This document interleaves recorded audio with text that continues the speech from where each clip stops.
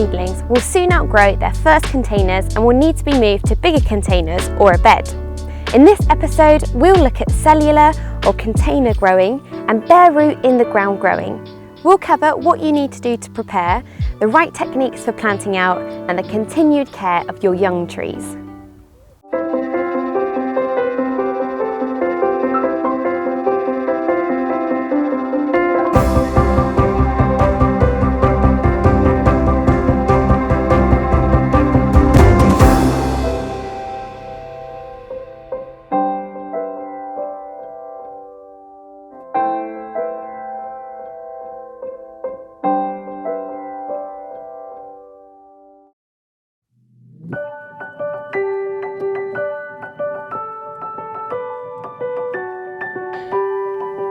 We've got our seedlings growing in containers, and some of them might want to move into the ground where we'll put them into a bed where they'll grow on as bare rootstock.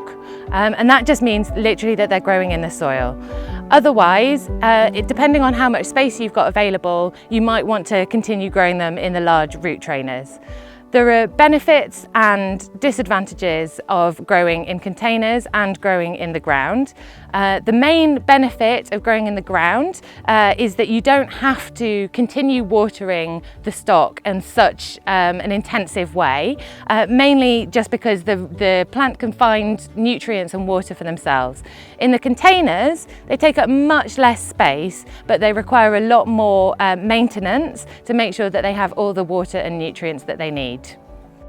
We have space here that we can create beds in the earth to grow on bare root stock, but if you don't, then you can grow in any type of container. It doesn't need to be into root trainers. It could be old yogurt cartons or anything that you've got available depending on your space.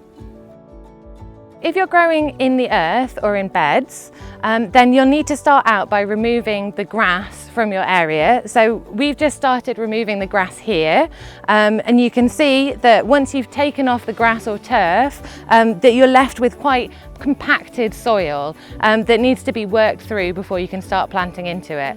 And this is just a matter of digging in with your fork to the depth of the fork and turning over the soil. If you've got any weeds or roots or anything like that, then you'll want to pick those out. And this is just creating a really nice soil for your new seedlings to get planted into.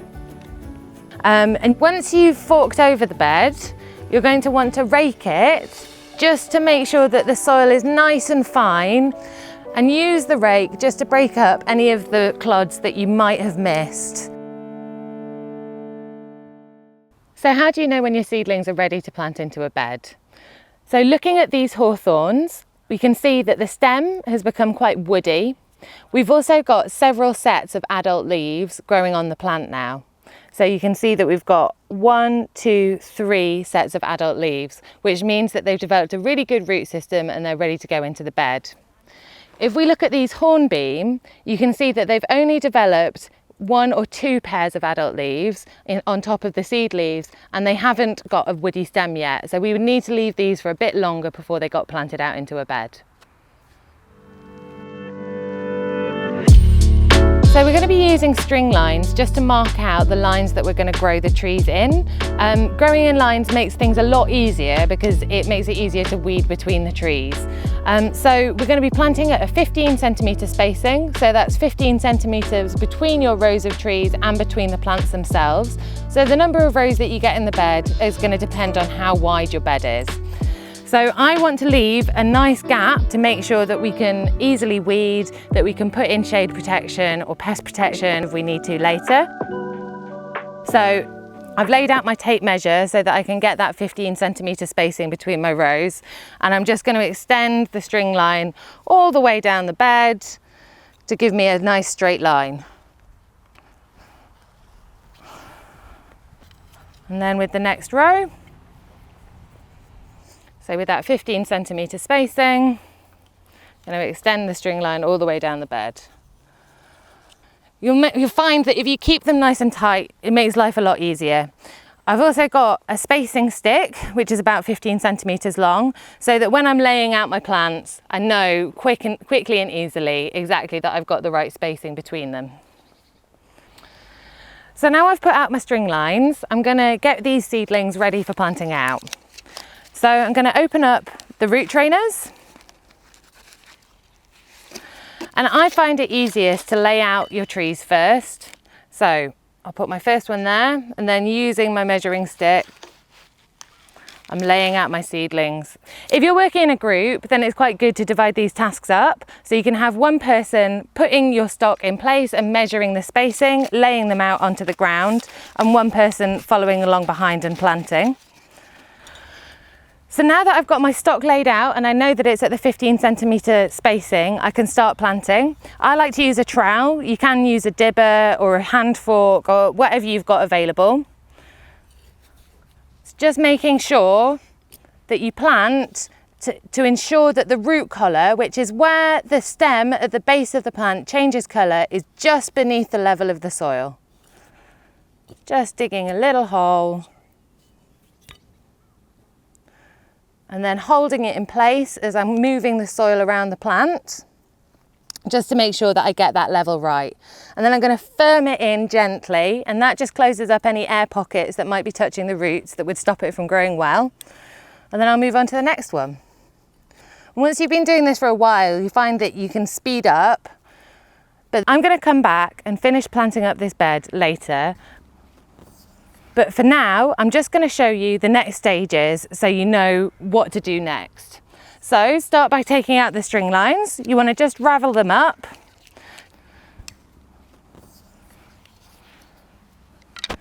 So the next stage, once you've planted up all of your trees into your bed, you want to give them a really, really good water.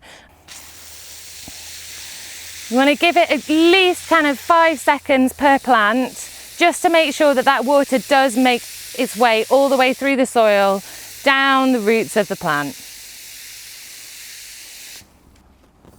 So once you've finished watering your plants in and you've given them a really good drink, it's time to start using some mulch. So we're using quite a rough kind of compost here, and you want to spread it to about 1 centimetre thickness at this stage. As the trees grow on, you can make it a lot thicker, but at this stage they're so small that you don't want to lose them in amongst the mulch. So mulch is really useful for 3 different reasons really. The first one, and why we're doing it after watering, is that it helps to hold in and lock in the water into the soil. Secondly, especially if you're using a compost mulch like we are today, it provides some nutrition for the plants, and it will gradually improve the quality of your soil year after year, the more mulch that you use. The third reason is that it provides really good weed suppression. There are lots of different types of mulch that you can use. We're using compost in this case, which is particularly good, but if you haven't got compost, then you could use wood chip, bracken or leaf mould, and it does work really well at locking the moisture into the soil and preventing any weeds from establishing.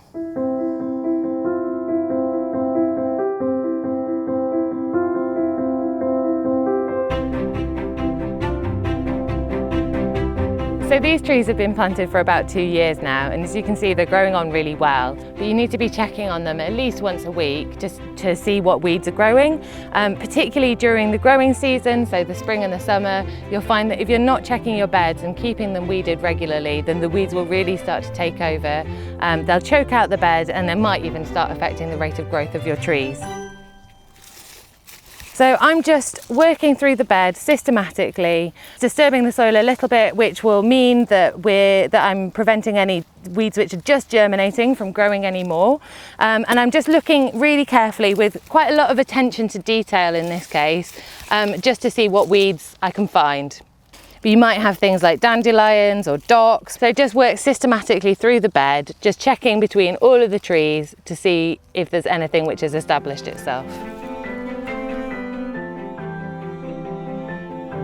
So the final stage of the process is to include some pest or kind of shade netting. So we're using something here which is multifunctional. It keeps out any of the big pests, things like squirrels, deer, some of the larger insect pests. It also provides shade cover, which can be really useful when it's been particularly hot. And also in the winter, it provides a degree of frost protection as well. You don't have to use very smart metal hoops like this. You can use anything that you've got to hand that's going to keep the netting off your plants. It would all do the job just as well, but it's all about protecting your plants as they're growing.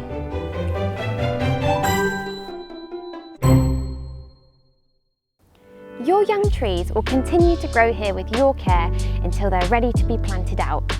In the next episode, we'll cover everything you need to know, from lifting them up to transporting them to the site and finally planting them in their new homes.